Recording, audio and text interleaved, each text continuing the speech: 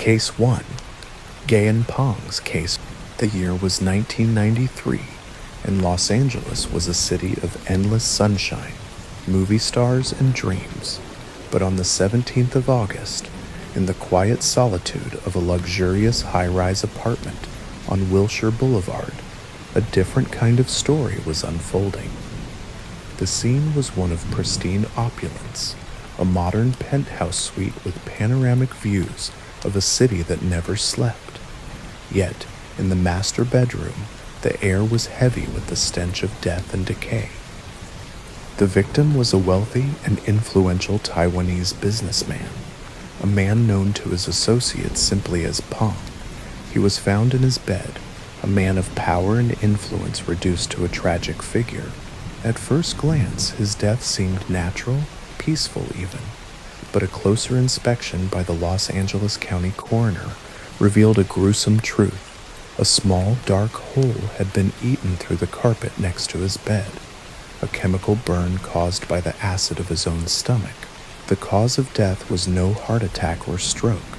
It was a massive dose of cyanide poisoning, swift and silent. The mystery deepened with the fact that there was no sign of a struggle, no forced entry, no indication of a robbery. This was not a random act of violence. This was a calculated, personal murder. As detectives from the LAPD's homicide unit began to dig, they found a trail of secrets that led them far from the sun-drenched streets of Los Angeles, across the Pacific, and into the murky world of international business, forbidden love, and familial betrayal. The central figures in this drama were two women, both thousands of miles away, and both in their own way connected to the dead man. The first was Guy, Pong's much younger mistress. Neighbors in the apartment building reported seeing a beautiful, tearful woman leaving the penthouse an hour before the 911 call came in. Surveillance footage from Los Angeles International Airport confirmed that a woman matching Guy's description boarded a flight to Qingda, China, shortly after the paramedics arrived. The timing was too perfect, too suspicious to be a coincidence. It seemed she had fled, knowing exactly what was about to be discovered. But then, an even more shocking detail emerged. Pong's wife, Lin, was not in Los Angeles at the time of the murder. She, too, was in Qingda, and the reports were more than just a coincidence. Lin and Ji, the wife and the mistress, were staying in the same apartment building. This was not a simple crime of passion. It was an intricate web of jealousy, greed, and motive. The detectives were facing a case that was not just about murder, but about a family torn apart by a dangerous love triangle. It was a story of a man who had built an empire, only to have it crumble around him, and a story of two women caught in his orbit who would stop at nothing to get what they believed they were owed. The police knew they had to follow the money and the betrayals, and they had to do it on foreign soil. As the investigation unfolded, it became clear that the murder of Pong was not the end of a tragic story, but the beginning of a chilling saga that would expose the dark side of a man's secret life. The murder of Pong was not an isolated incident. It was the final act in a drama that had been building for years. To understand his death, detectives had to first understand his life. Pong had amassed his fortune through a series of shrewd, often ruthless business deals in the booming technology sector of Taiwan. He was a man of immense ambition, but his public success was a stark contrast to his private life, which was a carefully constructed facade of traditional family values. In Taiwan, he was married to Lin, a woman from a prominent family who provided him with social standing and connections. Their marriage was one of convenience, built on a foundation of mutual benefit and polite indifference. They lived separate lives under the same roof, a common arrangement in certain circles, but one that was rife with unspoken tensions and resentments. Lin was a woman of quiet strength and sharp intellect who had her own business interests and was not afraid to use them to her advantage. She was a woman who understood the language of power and control as well as her husband did, and she was not to be underestimated. Peng, however, grew tired of this calculated existence. On a business trip to China, he met Jid, a young, vivacious woman with a captivating spirit that was a world away from Lin's cold elegance. Jid was an aspiring artist, full of passion and life. Peng was utterly captivated. He began a secret, passionate affair with her, lavishing her with gifts, promising her a life of luxury, and telling her that he would one day leave Lin to be with her. To Jid, Peng was a savior, a ticket to a world she could only dream of. To Peng, Jid was a release, a chance to feel alive again, to escape the suffocating politics of his marriage. Their affair became an open secret in their respective social circles, a source of gossip and speculation that threatened to unravel Peng's carefully built reputation. As the affair intensified, so did the promises. Peng assured Guy that he would divorce Lin and marry her, but he was always vague about the timing, always a few more months away from making the final decision. He was trapped between two worlds, the stability and power that Lin represented, and the raw, intoxicating passion that Guy offered. He wanted both, but he was a man who had to make a choice. The situation came to a head when Jia discovered she was pregnant with Peng's child. Her demands became more urgent. Her patience with his excuses wore thin. She issued him an ultimatum: divorce Lin and provide for her and their unborn child, or she would expose him to the world. A scandal of that magnitude could have destroyed his business, his social standing, and his entire family. Peng, a man who had spent his life controlling every aspect of his empire, suddenly found himself powerless, caught between a wife who despised him and a mistress who was threatening to destroy him. Peng attempted to pacify both women. He promised Lin that he was ending the affair and that the mistress was a temporary distraction. At the same time, he was secretly flying Ji to his various business locations, including his apartment in Los Angeles, promising her that this was the beginning of their new life together. He was juggling fire, and the flames were getting higher. The night before his death, Peng made one last desperate attempt to placate Diwerk. He promised her that as soon as he returned to Los Angeles, he would finalize his divorce. But Diwerk, now 8 months pregnant and tired of his empty promises, was no longer willing to wait. She saw through his lies and realized he would never leave his wife. The conversation turned heated, and in her rage, she threatened to go public, to tell everyone about their child. This was the final straw. A man who prided himself on his control was now faced with a complete loss of it. The truth was about to come out. But Jia wasn't the only one who felt betrayed. Lin, Peng's wife, was not as oblivious as he thought. She knew about the affair, and she knew about the baby. She had her own ambitions, her own family to protect. For her, Peng's betrayal was not a matter of a broken heart, but a profound business liability. The scandal would not only ruin him, but it could also tarnish her family's name and jeopardize the financial empire they had built together. She was not a woman who would stand by and let that happen. And so, as Peng made his final frantic calls, a deadly plan was already in motion. The poison that would end his life was already in his glass, waiting for him. The question for the detectives was not just who put it there, but what was the deeper motive behind a murder that had two equally plausible suspects. It was a case that would reveal the dark underbelly of wealth and power and show how a man's recklessness could lead to his ultimate demise. The investigation into Peng's death was a puzzle with two missing pieces, the two women who held all the answers.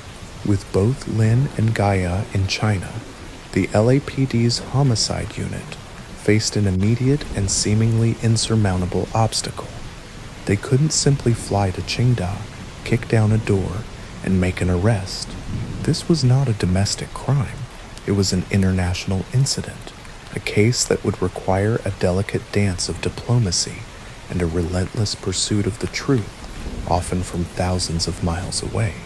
Detective Mark Jenkins and his partner Chloe Davis found themselves buried in a mountain of paperwork, official requests, and jurisdictional hurdles. The American Embassy in China was contacted, and the case was escalated through various government channels.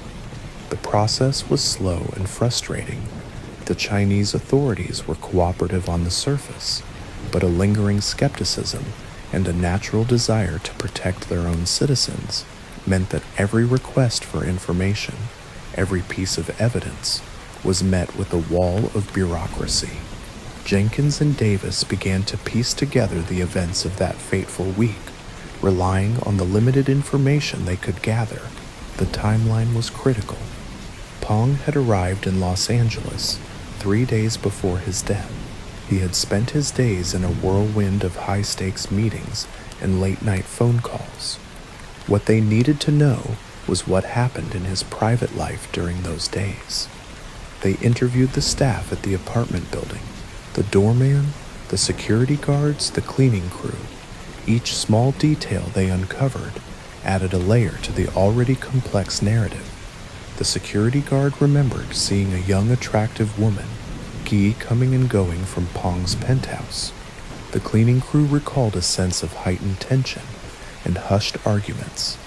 Meanwhile, a separate team of investigators, in coordination with the embassy, was attempting to get a read on Lin and Jian in Qingda. The news of Pong's death had been a seismic shock. Both women presented very different reactions. Lin, the devoted wife, expressed her profound grief and shock, publicly mourning her husband and handling the repatriation of his body with a cool, collected demeanor. She was the picture of a grieving widow, commanding respect and sympathy from everyone around her. She gave interviews to the local media, painting a picture of a loving, if busy, husband who had been the victim of a random, senseless crime. Jai, on the other hand, was terrified. She was a woman without social standing, without a powerful family name to protect her. She was a mistress, and now a suspect. She feared not only the police, but also the wrath of Lin and Pong's family, who would undoubtedly blame her for his death. She went into hiding, her whereabouts unknown to all but a few close confidants.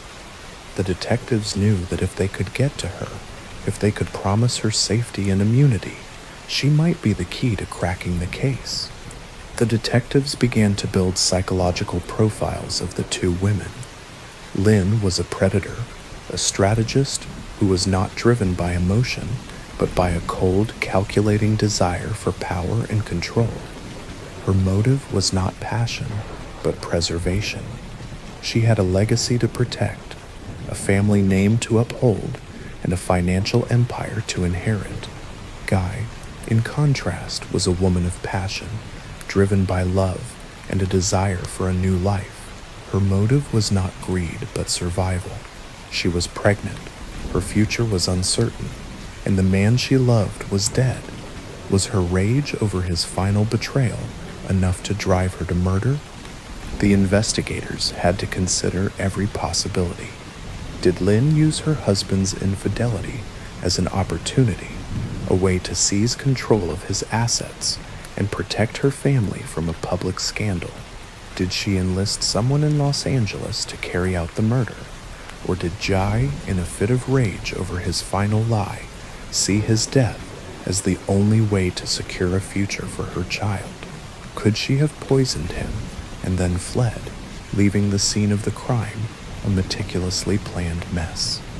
As the detectives grappled with these questions, a single piece of evidence began to take on immense importance: the bottle of scotch in Pong's apartment. It was a rare, expensive brand, a gift. A small portion had been consumed. and it was a virtual certainty that this was how the cyanide had been administered. The search for a forensic match was underway, but the chances were slim. The case of Pong's murder was more than just a crime. It was a psychological thriller, a study of the dark side of human nature, where love and greed intertwined in a deadly embrace. The detectives were racing against the clock to untangle this web before the trail went completely cold and before the truth was buried forever. The case, a slow-burning fuse, finally ignited with a breakthrough on the other side of the world. Through painstaking diplomatic negotiations and the tireless work of the American embassy, Chinese authorities finally allowed a limited and heavily supervised interview with Lin, Pong's wife. The interrogation took place not in a police station, but in her opulent Qingda penthouse, a subtle but unmistakable reminder of her power and influence. Lin sat across from the American attaché and a local detective, her demeanor as unshakable as ever. She was elegant, articulate, and seemed genuinely sorrowful. She recounted her final days with Pong, painting a picture of a couple who, despite their challenges, were trying to work things out. She claimed she had no knowledge of his mistress, Ji, or her pregnancy, and that she was as shocked by the news as anyone. She even offered a theory of her own, suggesting that one of Pong's business rivals may have been responsible, a plausible explanation given his ruthless business practices. However, the detectives in Los Angeles were not convinced. Lin's story, while polished, had too many holes. Her claim of ignorance about Gila was a flat-out lie. They had irrefutable evidence from phone records and shared contacts that the two women were aware of each other. Furthermore, her alibi was perfect. She was in another country, but it was also suspiciously so. They believed she had used her time in Qingda not to mourn a marriage, but to orchestrate its final deadly end. The break in the case didn't come from Lin, but from an unexpected source, an anonymous tip. The tip, which came through a secure channel to a local Los Angeles news outlet, was then forwarded to the LAPD. It directed them to an upscale, discreet boutique in Beverly Hills, a place that catered to wealthy clientele. The tip alleged that Gia had been a frequent visitor, purchasing not just expensive clothing, but also a specific high-end perfume. The brand was known for its distinct, pungent floral scent, a fragrance that was a known antidote to the bitter almond smell of cyanide. Armed with this new lead, detectives visited the boutique. They found a salesperson who, after being shown a photo of G, remembered her instantly. The woman confirmed that G had indeed purchased the perfume, and not just for herself. She had also purchased a small custom-made bottle of the same fragrance, which she said was for a friend. This friend was later identified as a junior assistant in Pong's Los Angeles office. The detectives were now hot on the trail of a potential accomplice, a person who could have had access to Pong and the means to poison him.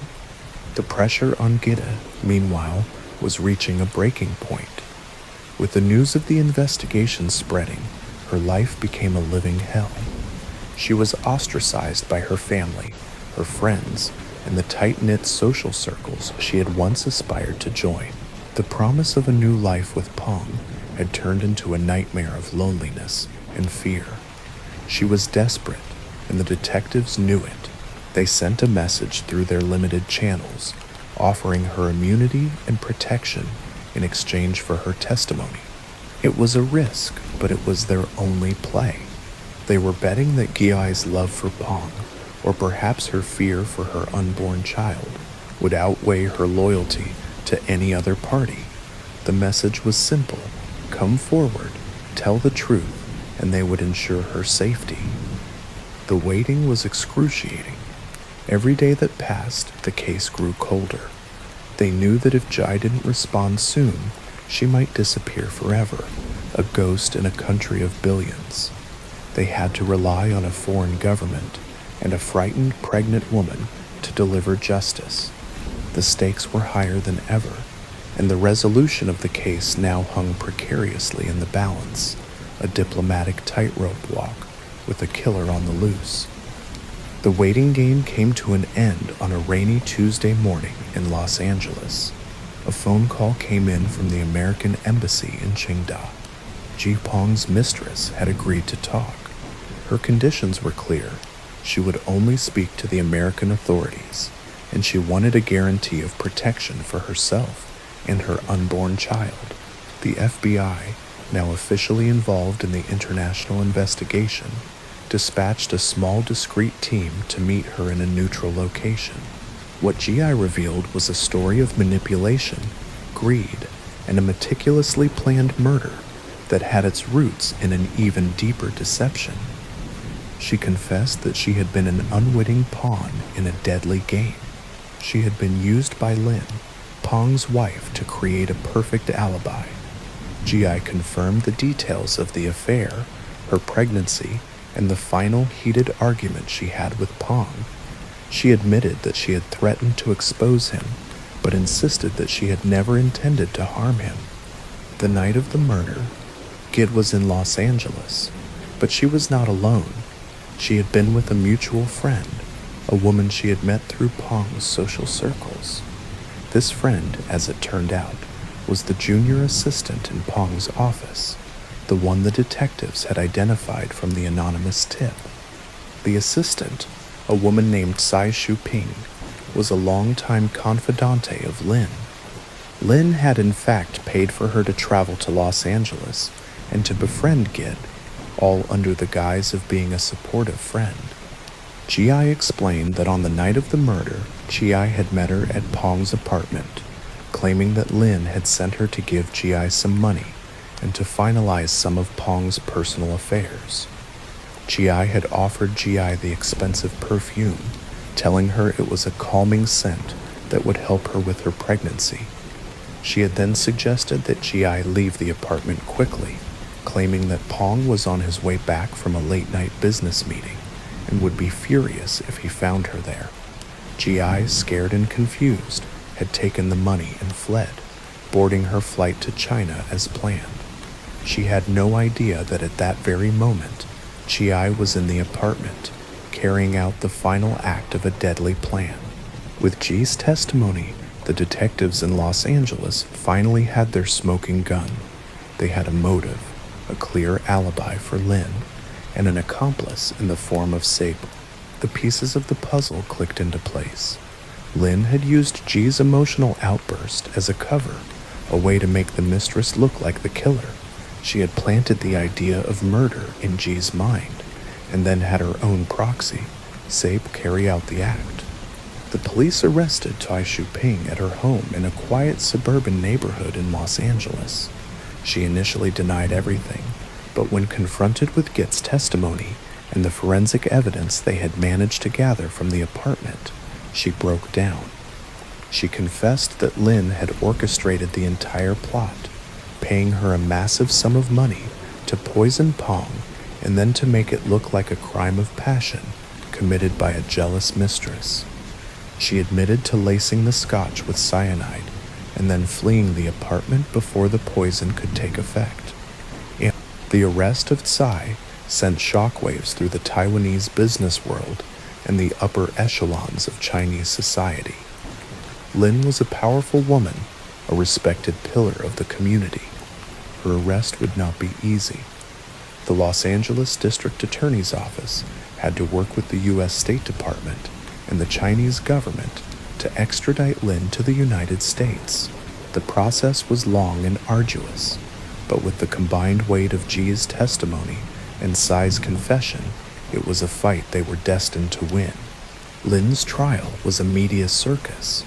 Her lawyers argued that she was a grieving widow who had been framed by her husband's desperate mistress and a disgruntled employee. But the evidence was overwhelming. Lin, the master manipulator, had overplayed her hand. Her meticulous planning and her cool demeanor, once her greatest strengths, became her downfall. In the end, the jury found her guilty on all counts, and she was sentenced to life in prison without the possibility of parole. The case of Jianzipeng was a cautionary tale about the dark side of power, love, and betrayal. It was a story of a man who thought he could control two worlds, and a woman who proved that in the end, there is only one winner, and the cost of victory is often paid in blood. Case 2. Mako's Case. The tranquil beauty of Hiroshima, Japan, was shattered on the morning of November 6, 2009. A man, a simple mushroom picker from the town of Kaya, embarked on a routine journey up a mountainside near a remote cliff. His peaceful task was suddenly interrupted by a horrifying discovery that would send shockwaves across the nation. He spotted a large mushroom, and as he reached for it, he noticed something horrifying, partially covered by dry leaves, a human head. Terrified, the man stumbled down the mountain, frantically calling the police. Within minutes, several police cars swarmed the area, cordoning off the mountain and launching an immediate investigation. There, they found a severed head with shoulder-length hair and a bruised face. A chilling detail was a clear shoe print on the victim's left cheek, a silent testament to a brutal assault. The body was in an advanced state of decomposition, making immediate identification impossible. Recognizing the gravity and brutality of the crime, the police mobilized a massive search effort, with over 300 personnel combing the mountain range. The mountain straddled the border between the prefectures of Shiman and Hiroshima, leading to a joint investigation by police from both regions. The following day, on November 7th, they discovered another body part on the slope below the cliff. The search continued, yielding more and more grim discoveries over the next several days. The killer had meticulously scattered the victim's remains across the forest in a desperate attempt to evade detection, with some organs never to be recovered. A forensic doctor was able to piece the remains together and confirmed that the victim was a young woman. Her injuries were inflicted after death, and the estimated time of death was between October 26th and October 31st. No blood was found at the scene, leading authorities to suspect that the murder had occurred elsewhere and the body had been moved to the mountain for disposal. As the investigation intensified, police reviewed missing person reports from both prefectures. They found a report from Shiman matching the time of the crime, a 19-year-old university student named Mako Hioka, who had been reported missing by her family on October 28th. After contacting Mako's relatives and collecting DNA samples, the police tragically confirmed that the dismembered body parts belonged to her.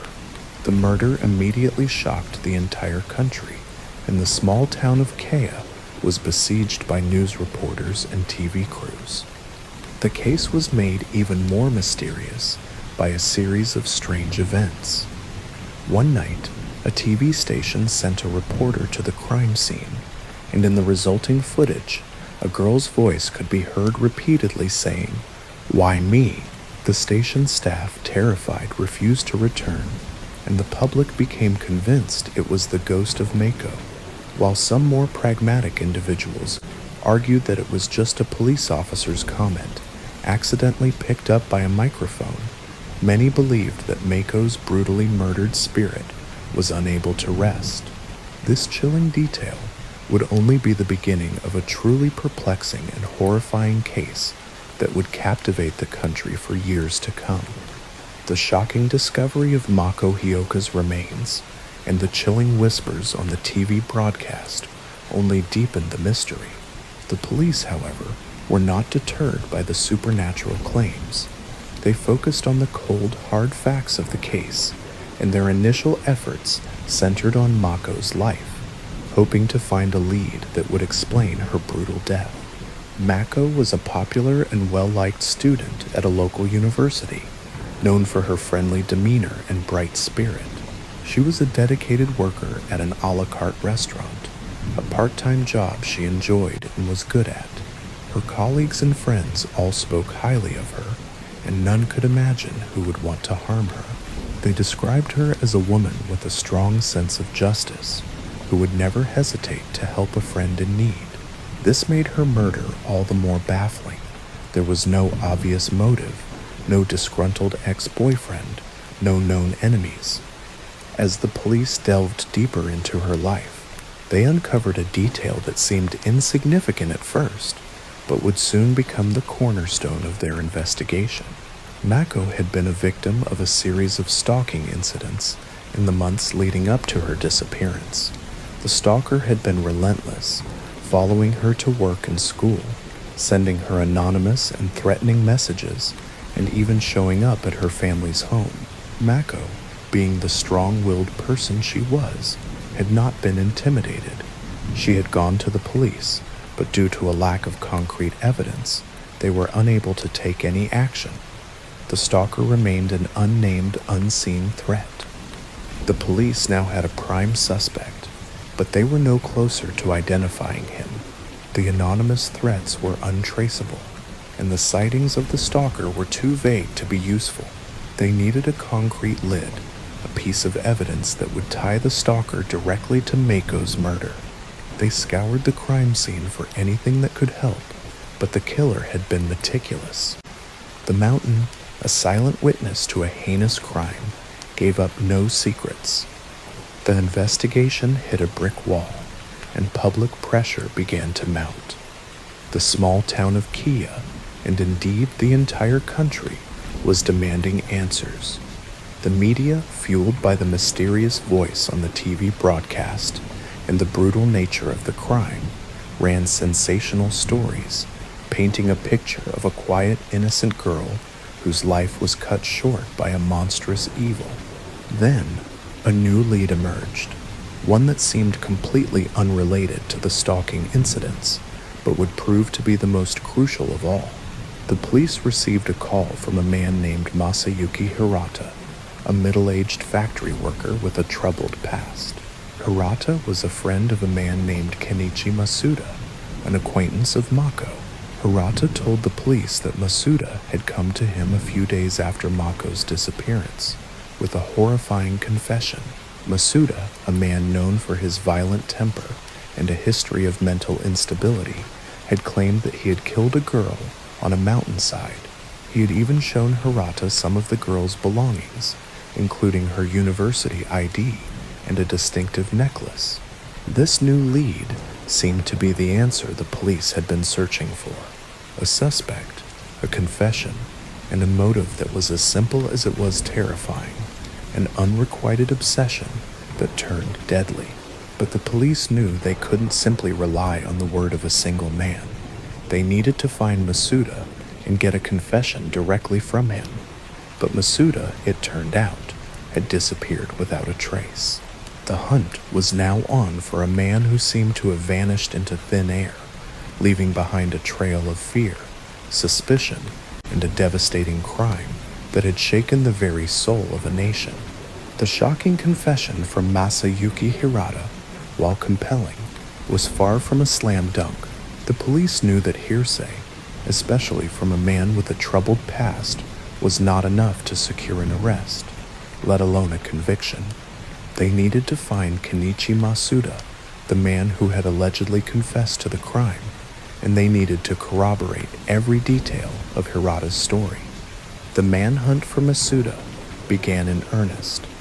Police fanned out across the prefectures of Shimane and Hiroshima, searching for any sign of the man who had seemingly vanished into thin air. They interviewed his family, his friends, and his co-workers. What they discovered was a disturbing portrait of a deeply disturbed individual.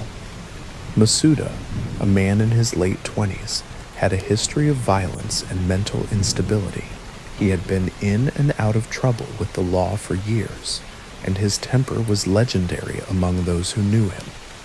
He was a loner, a man who harbored a deep-seated resentment towards women and society at large. The police also discovered that Masuda had an unhealthy obsession with Mako. He had been a customer at the restaurant where she worked and had often tried to talk to her, only to be politely rebuffed. His attempts to get closer to her had escalated over time, culminating in a series of stalking incidents that Mako had reported to the police. The anonymous threats she had received, the police now believed, were all from him. The pieces of the puzzle were beginning to fit together, but they were still missing the most crucial piece, Masuda himself. Then a new lead emerged, one that seemed to defy all logic. The police received an anonymous tip that Masuda was hiding out in a remote cabin in the mountains, not far from where Mako's body had been found. The tip was so specific, so detailed, that the police couldn't ignore it. They dispatched a tactical team to the location. When they arrived, they found the cabin empty, but they also found something else, a suicide note tucked away in a small drawer. The note was short, rambling, and filled with a paranoid, delusional rant about a conspiracy against him. It made no mention of Mako or her murder. The police, however, were not fooled. They knew that Masuda was a master manipulator, a man who would do anything to evade responsibility for his actions. They also knew that a suicide note was the perfect way to throw them off his trail. They doubled down on their search, now convinced that Masuda was still alive and hiding in plain sight. The real break in the case came from a completely different direction. A team of forensic analysts, working tirelessly in a lab in Tokyo, had been examining the one piece of evidence they had, the shoe print on Mako's cheek. The print was faint, but a new cutting-edge technology allowed them to create a detailed 3D rendering of the sole of the shoe. They cross-referenced the print against a national database of shoe models and found a match, a specific brand of men's hiking boots, a brand that was popular with men in their late 20s. The detectives, armed with this new information, went back to Masuda's family and friends. They showed them the 3D rendering of the shoe, and a friend of Masuda's recognized it immediately. He told the police that Masuda had owned a pair of those very same boots, and that he had been wearing them constantly in the weeks leading up to his disappearance. The police now had a direct physical link between Masuda and Mako's murder. With the evidence mounting against him, the pressure on Masuda became immense. The media had run his name and photo, and he was now a wanted man. The fear of being caught, combined with his already fragile mental state, proved to be his undoing. On a cold, rainy morning, 2 months after Mako's body had been discovered, Kenichi Masuda was found dead in a cheap hotel room in a neighboring city. He had taken his own life, leaving behind a new and much more revealing suicide note. The new suicide note, left behind by Kenichi Masuda, was not the rambling, paranoid manifesto of the first one. This note was a chilling, explicit confession to the murder of Mako Hioka. In a final, desperate act, Masuda had detailed the events of that fateful night, a grim narrative that finally provided the closure the police and Mako's family had been so desperately seeking. Masuda's confession painted a picture of a man consumed by a dangerous obsession. He had been stalking Mako for months, watching her every move, fantasizing about a relationship that would never be. On the night of October 27th, he had followed her home from her part-time job. He waited for her outside her apartment, and when she arrived, he confronted her. Mako, terrified but defiant, told him to leave her alone. Her refusal, he confessed, was the final trigger. In a fit of uncontrollable rage, he grabbed her, dragged her into his car, and drove to a secluded spot in the mountains. The confession then descended into a horrifying account of what happened next. He described beating Mako, his rage transforming into a brutal and senseless violence. He then confessed to the dismemberment of her body, a heinous act that he said was an attempt to make her unrecognizable and to prevent her spirit from ever finding peace. He meticulously described how he had scattered her remains across the forest, believing that a body in pieces was a body that could never be found. He believed that he had committed the perfect crime, and his initial suicide note was a final, cynical attempt to throw the police off his trail. The final pages of the note were filled with a chilling lack of remorse. Masuda did not apologize or express any regret. He simply stated that he had been rejected and that in his mind, his actions were justified. He saw himself not as a killer, but as a victim of a society that had cast him aside. He wrote about his loneliness, his anger, and his deep-seated belief that Mako had deserved what she got. The note was a final, terrifying glimpse into the mind of a monster, a man who saw no wrong in what he had done. With the confession in hand, the police now had the final piece of the puzzle. The case was officially closed, and the search for a killer was over, but the closure for Mako's family was bittersweet.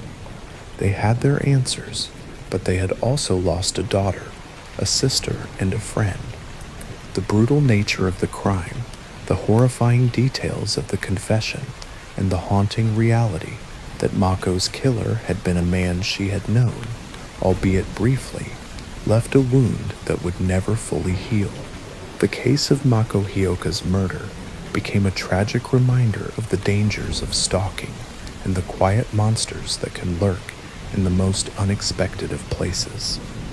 It was a story of a young life cut short by a man's obsession, a crime that would forever haunt the quiet mountains of Hiroshima. The conclusion of the Mako Hioka murder case was not a moment of celebration, but a somber reflection on a life tragically cut short. While the suicide of Kenichi Masuda provided the final answer the police and the public were looking for, it also meant that there would be no trial, no public confrontation with the killer, and no opportunity for Mako's family to face the man who had taken their daughter from them. The final pages of Masuda's suicide note, a chilling testament to his profound hatred and twisted sense of justification, were released to the public. They revealed the depths of his delusion and the terrifying reality that he had seen Mako not as a person, but as an object of his unrequited obsession, and her rejection as a personal affront that could only be answered with violence. The note, a document of pure malice, confirmed that Mako's murder was not a crime of passion, but a deliberate act of terror. The case brought to light a number of uncomfortable truths about Japanese society. It exposed the flaws in the system for dealing with stalking, highlighting how Mako's repeated reports to the police had been met with inaction due to a lack of concrete evidence.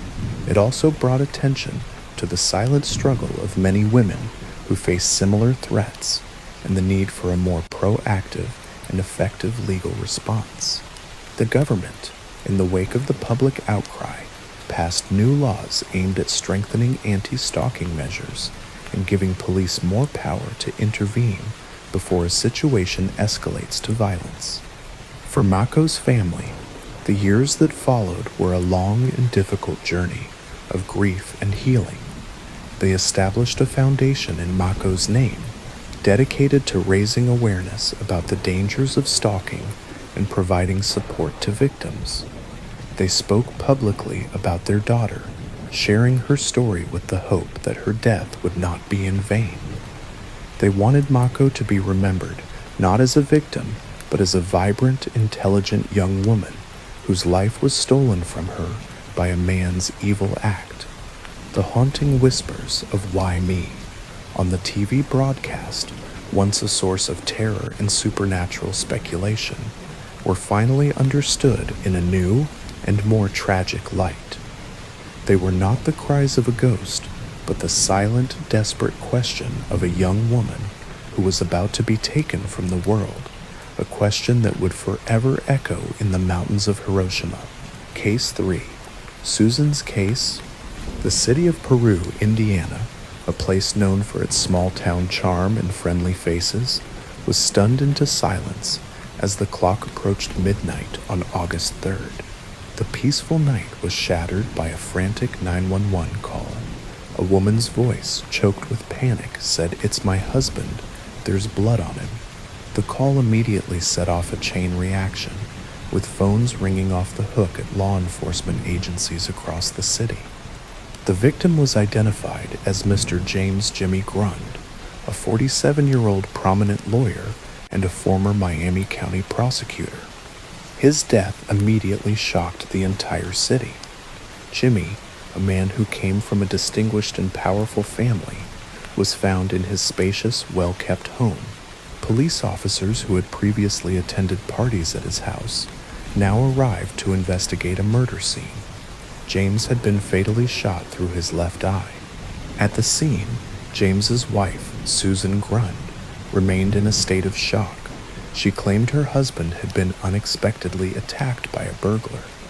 The evidence initially seemed to support her theory: a ransacked bedroom with clothes scattered from 2 suitcases, a rummaged-through wardrobe, and missing jewelry. However, investigators were immediately suspicious. They found James's body on a sofa in front of a coffee table in the bedroom, a place where he often worked and watched TV. The table was still cluttered with bills, checks, and a remote control. It appeared he had been working with papers spread out in front of him. He was still clutching a tissue in his hand, as if the intruder had surprised him rather than frightened him. The disorder in the house seemed staged, and the police found it unlikely that a burglar would stalk and kill a man instead of simply stealing valuables. Adding to their suspicions was Susan's strange behavior. While the police were meticulously examining the scene, she kept insisting that a burglary had occurred, despite the clues suggesting otherwise. She was also dressed provocatively. On the day of the incident, she had claimed to have spent most of the day at her mother's house with her children, but detectives later learned her activities were quite different. She had been going out repeatedly and had even returned home around 9:30 p.m.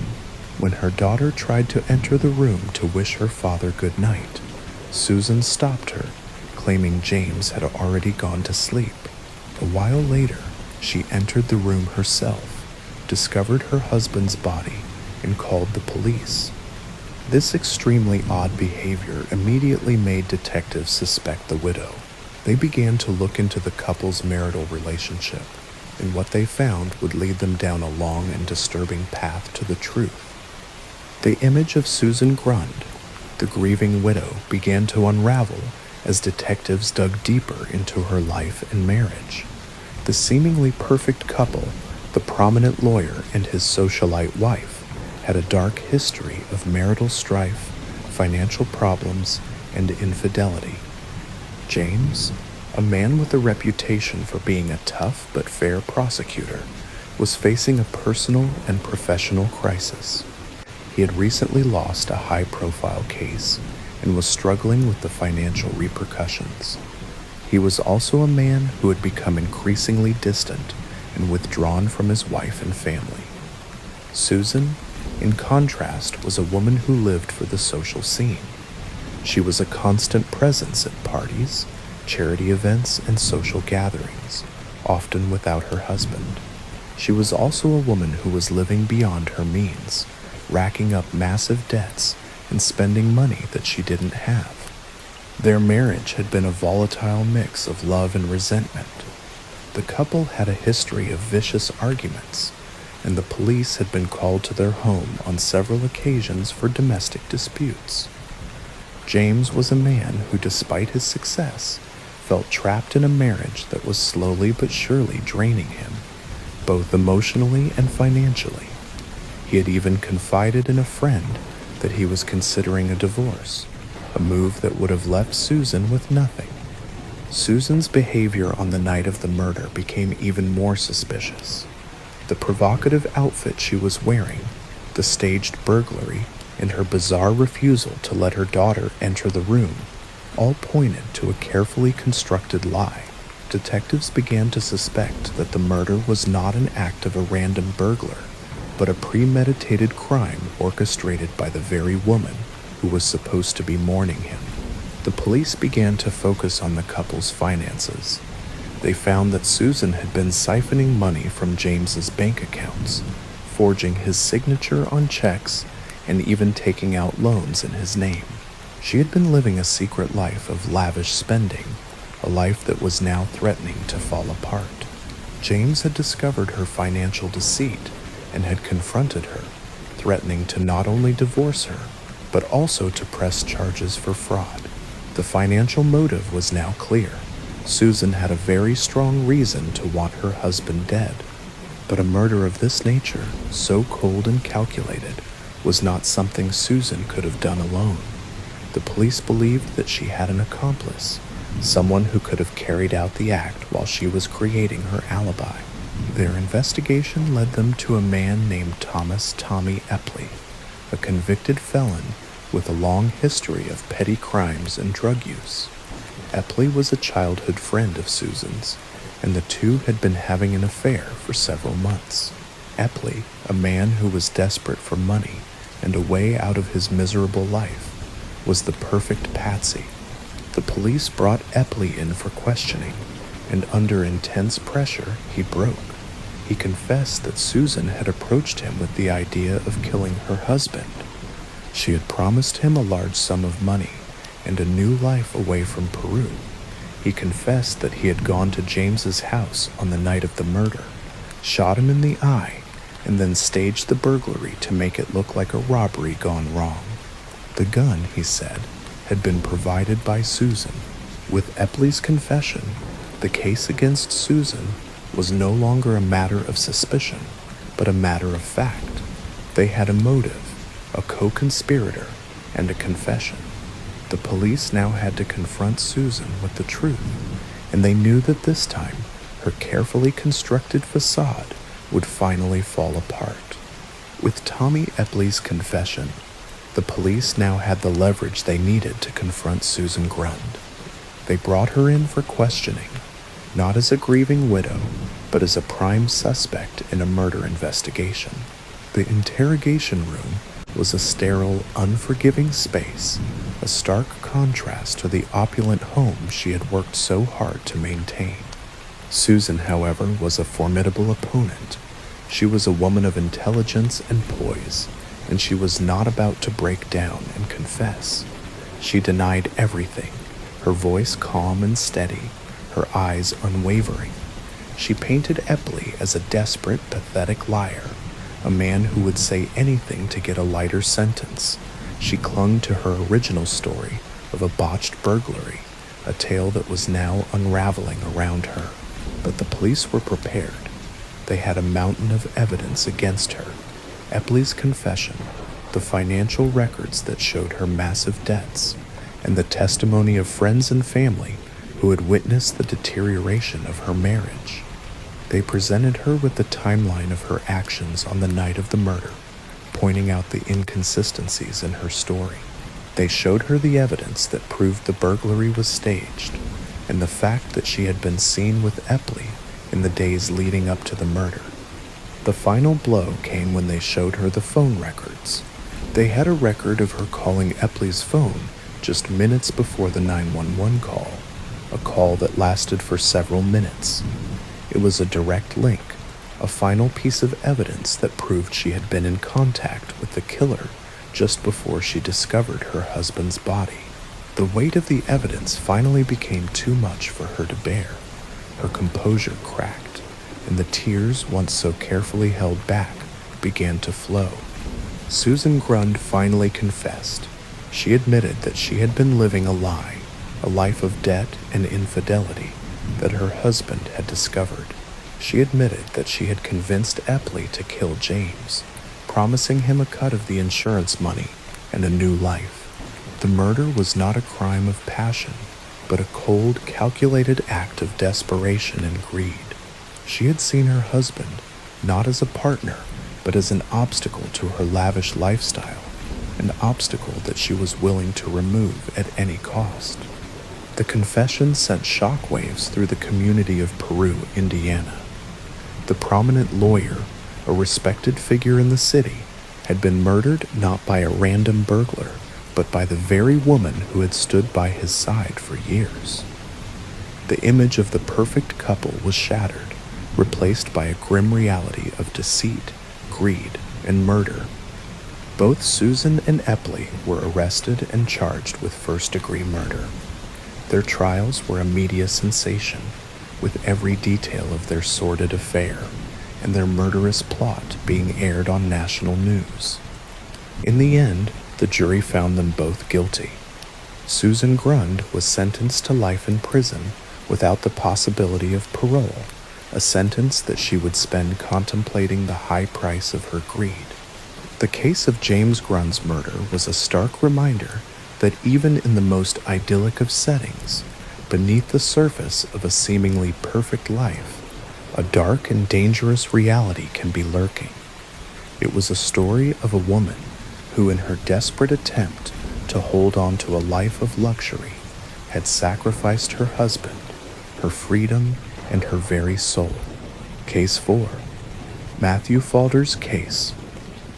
In the quiet halls of academia, where minds are meant to be shaped and futures are forged, a dark secret was brewing.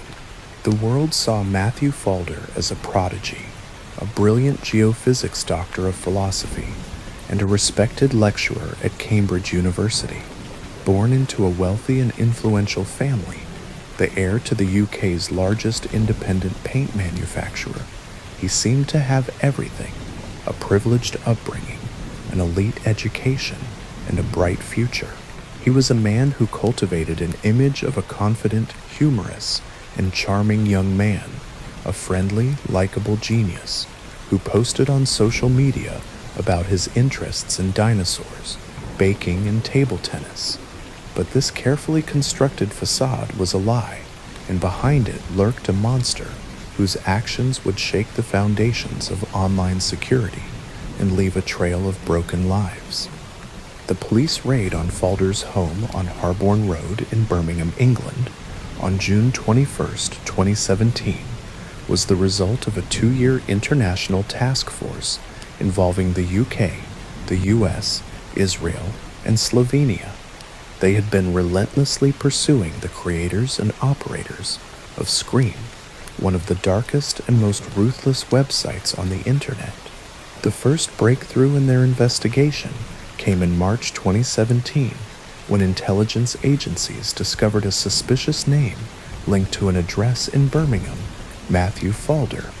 During the search, the police found 2 computers in his bedroom, but the true horror was yet to be discovered.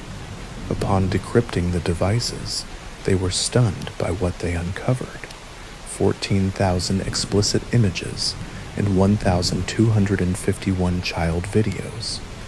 These pieces of evidence confirmed that Falder was not just a member of Scream, but one of its most ruthless leaders.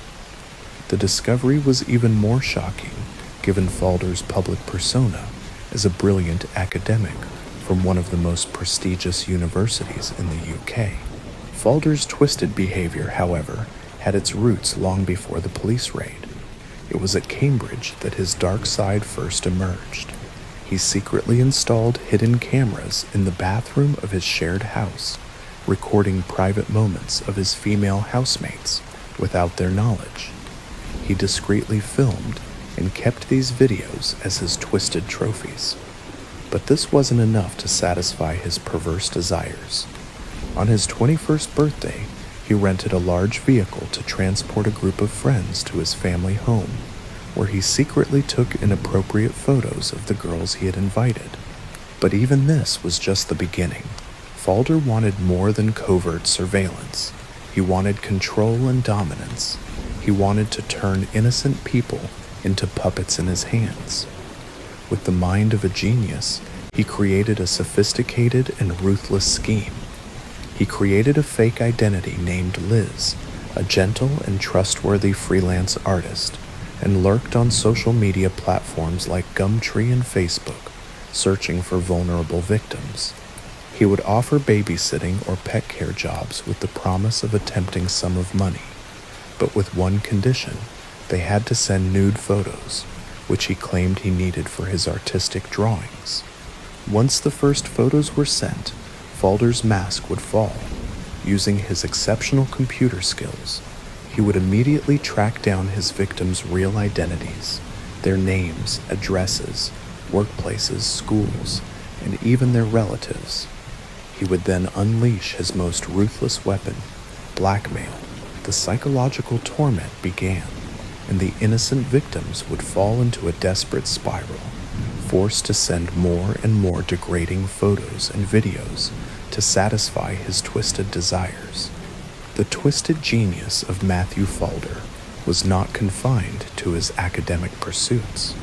He had an innate ability to exploit the trust and vulnerability of his victims, and his methods were chillingly effective. After luring his targets with the promise of easy money and a legitimate job, he would engage them in what seemed like a harmless, even friendly conversation. He would use his fake persona, Liz, to establish a rapport, making his victims feel at ease and trusting. He would talk about his supposed artistic projects, his struggles, and his dreams, creating a false sense of intimacy that would disarm even the most cautious of individuals. The moment a victim sent the first nude photo, believing it was for a harmless art project, Falder's carefully constructed facade would crumble. He would immediately drop the Liz persona and unleash his true self, a cold, calculating blackmailer. Using his sophisticated hacking skills, he would instantly trace his victim's IP address, social media profiles, and any other available digital footprints. He would then use this information to identify their full name, their address, their workplace or university, and even the names and contact information of their family and friends. The victims were no longer anonymous. They were now completely exposed and at his mercy. The psychological torment would then begin.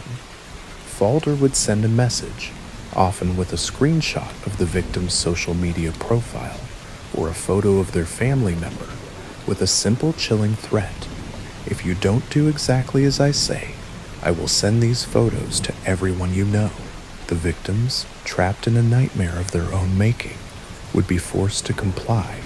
Falder would demand more and more degrading photos and videos, often specifying exactly what he wanted them to do. He would force them to perform humiliating acts on camera, all for his own perverse pleasure. The blackmail was not just a one-time event. It was a relentless campaign of terror that could last for months, even years. Falder would often create new fake profiles and new email addresses to contact his victims, making it almost impossible for them to block him or escape his grasp. He would often use his knowledge of computer science to ghost his victims, making it seem as if his messages were coming from a dead end, only to resurface again with a new, more sinister demand. But Falder's evil was not confined to a single victim. He would often pit his victims against each other, forcing them to humiliate one another on camera, all while he watched from the shadows. He had created a twisted, sadistic game, and his victims were the pawns. The psychological toll on these individuals was immense. Many of them suffered from severe anxiety, depression, and post-traumatic stress disorder. Some even contemplated suicide, their lives completely destroyed by a man they had never even met. The police investigation, which had started as an international task force against a shadowy online network, was now focused on a single man, Matthew Falder, the brilliant academic from Cambridge.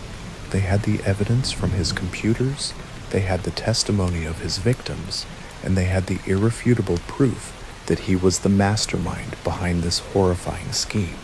But they also knew that they had to tread carefully. Falder was a man of immense intelligence, and they knew he would not go down without a fight. The hunt for justice was on, and the world was about to see the true face of a monster who had hidden in plain sight. The arrest of Matthew Falder was the culmination of a 2-year international investigation, but it was just the beginning of a long and painful journey toward justice for his victims. The police, armed with the damning evidence from his computers and the heartbreaking testimony of his victims, began to build their case. Falder, however, remained defiant. He was a man who believed in his own intellectual superiority, a man who believed he could outsmart the law. During his interrogation, Falder denied everything. He claimed that the computers were not his, that he had been framed, and that the victims were lying. He was cool, calm, and collected, his academic mind dissecting every question, looking for loopholes and weaknesses in the police's case. He was a man who saw the law not as a moral compass, but as a series of rules to be exploited. But the police were not intimidated. They had an overwhelming amount of evidence. They had Falder's digital fingerprints all over the crime scene. They had the IP addresses, the email accounts, and the social media profiles he had used to terrorize his victims. They had the thousands of explicit images and videos he had collected, and they had the detailed records of his conversations with his victims. They also had the testimony of his housemates from Cambridge, who had found and reported the hidden cameras in their bathroom, a detail that Falder had desperately tried to keep secret. The police presented their case to the Crown Prosecution Service, and Falder was officially charged with 137 counts of child sex abuse and other serious offenses. The news of his arrest sent shockwaves through the UK, especially in academic circles. The brilliant geophysics lecturer from Cambridge, the heir to a family fortune, was revealed to be a sadistic blackmailer and a child abuser. Falder's trial was a media sensation. The courtroom was packed with journalists, victims, and their families, all of whom had come to see the man who had ruined so many lives. Falder, however, remained stoic, his face a mask of indifference. He listened to the horrific testimony of his victims, his eyes betraying no emotion.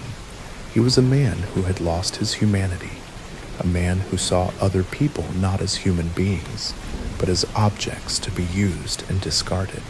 The trial lasted for several weeks, with the prosecution presenting a meticulous, hour-by-hour account of Falder's crimes.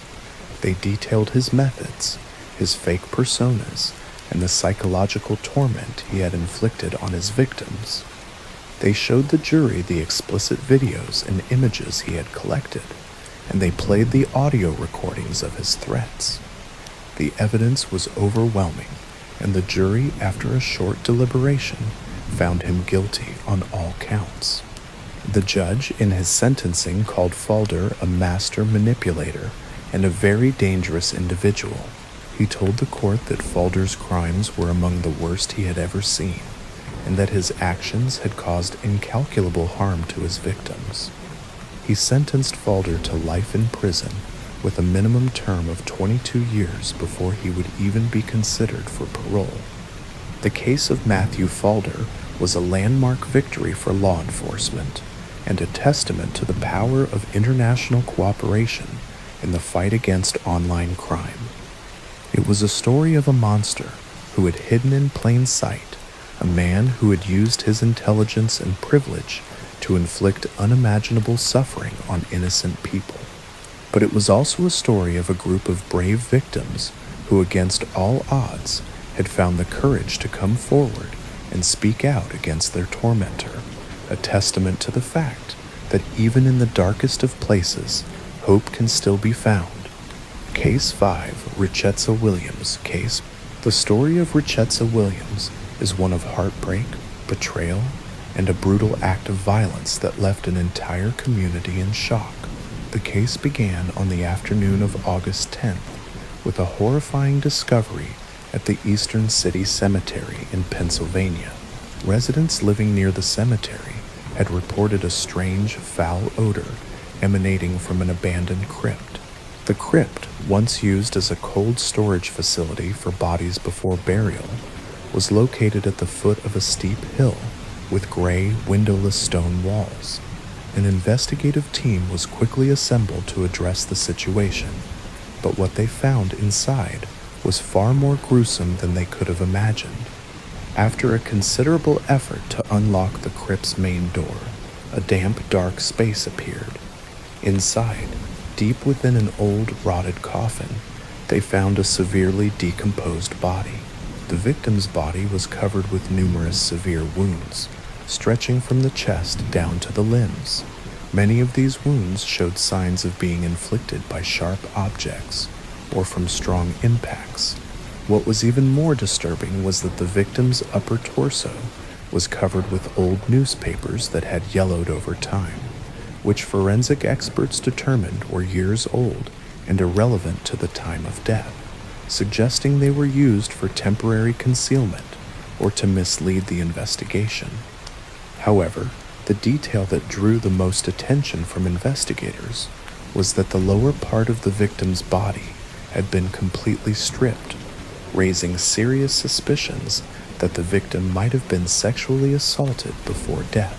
Based on the traces left on the body and the arrangement of the scene, the special investigation team suspected that the victim was killed at another location and then brought to the cemetery to be hidden.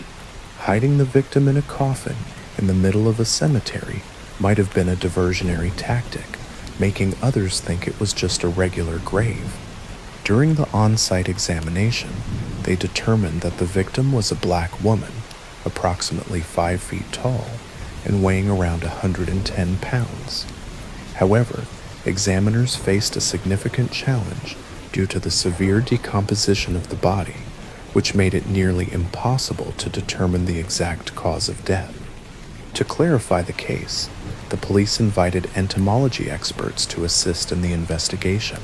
Upon inspection, they found numerous larvae of the black blowfly on the body, which had reached the 3rd stage of development, indicating that the body had been at the scene for a considerable time. After comparing the species' development cycle with the temperature inside the crypt, experts determined that the victim's death likely occurred between July 27th and July 29th. The police immediately reviewed missing person reports filed during that period. They discovered that this was also the time when a prostitute named Kathleen Segusti had contacted the police, reporting that she had been assaulted by 3 men, Corey Mayweather, Kwame Henry, and Stanley Obus. But the information Kathleen would soon reveal made the situation even more serious. She claimed that these 3 men were the perpetrators of a murder. Kathleen Segusti's report of assault, while serious in its own right, took on a new and terrifying dimension with her claim of a murder. The police, now with a lead in the Richetza Williams case, immediately brought Kathleen in for a formal interview. What she revealed was a chilling tale of a night of terror, a night that ended in a senseless murder. Kathleen, a prostitute, had been working on the streets when she was approached by 3 men, Corey Mayweather, Kwame Henry, and Stanley Obus. They had offered her a ride and a sum of money, and she had naively accepted.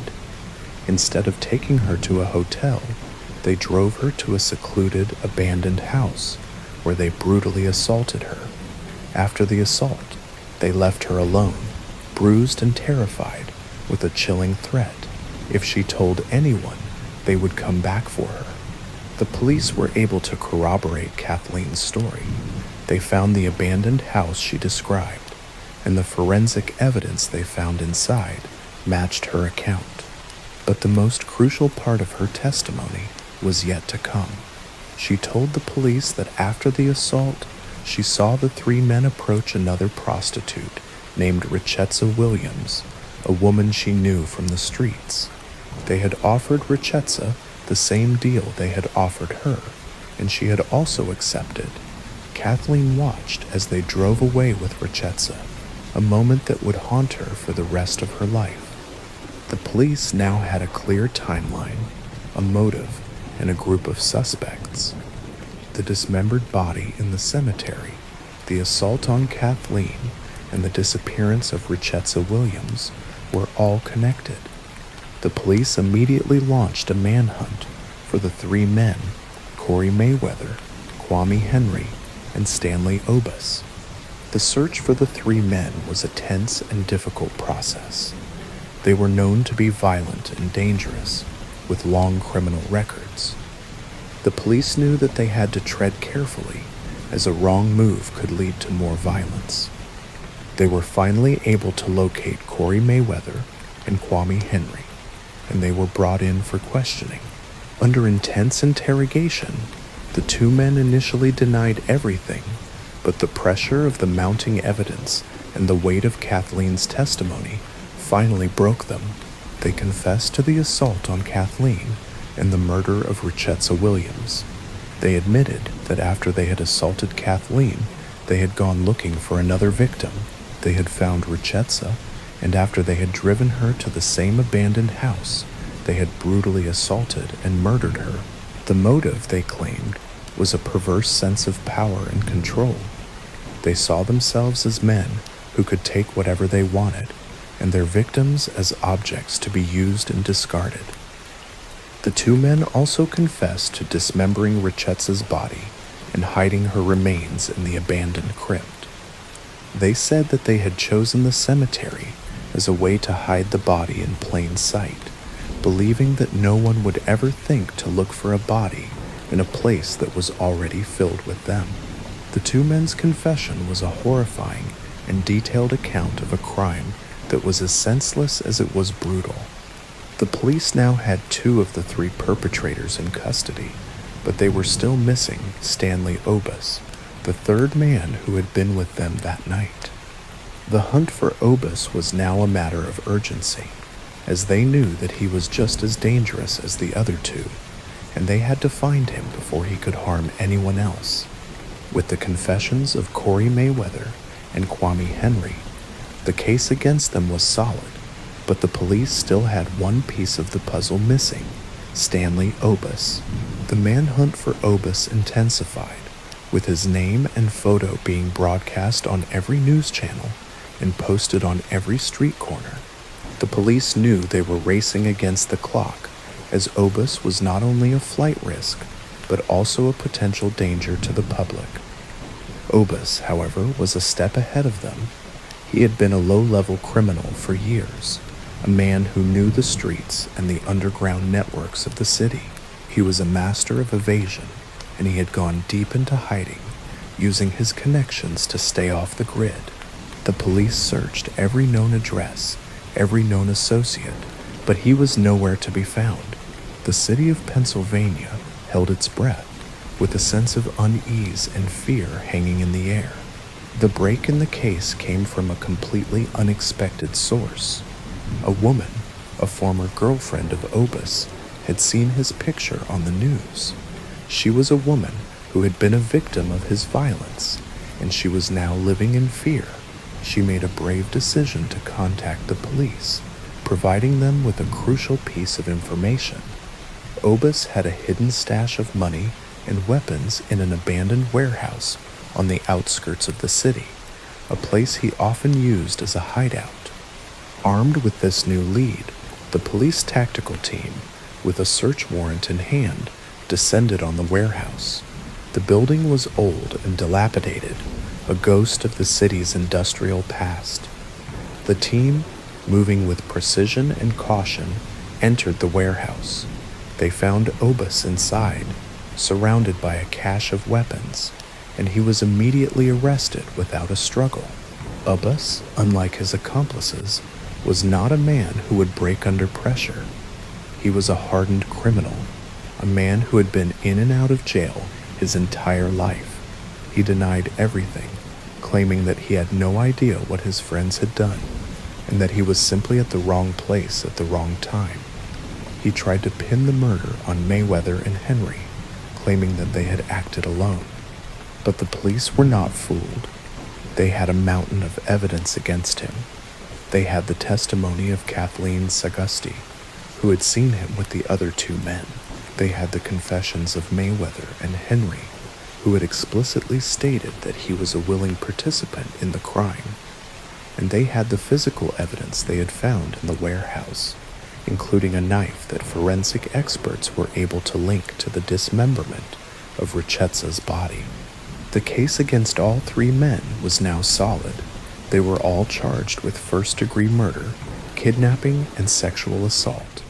Their trials were a media sensation, with the city of Pennsylvania captivated by the gruesome details of the crime.